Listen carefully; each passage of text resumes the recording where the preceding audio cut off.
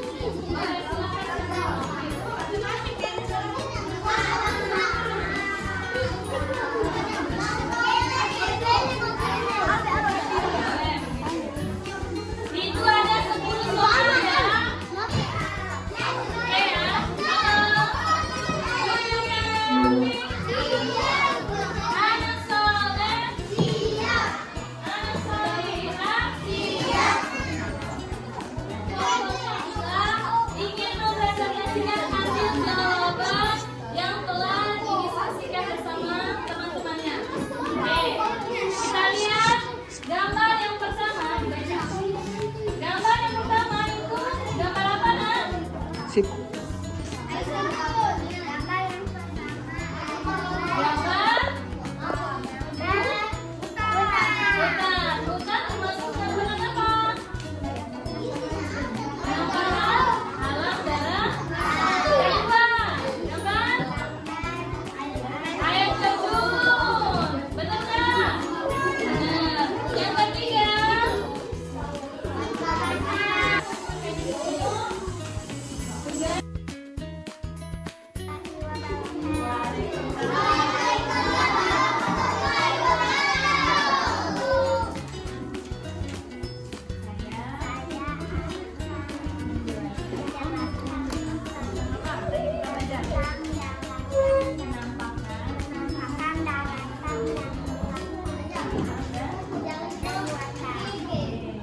Penampakan alam itu apa?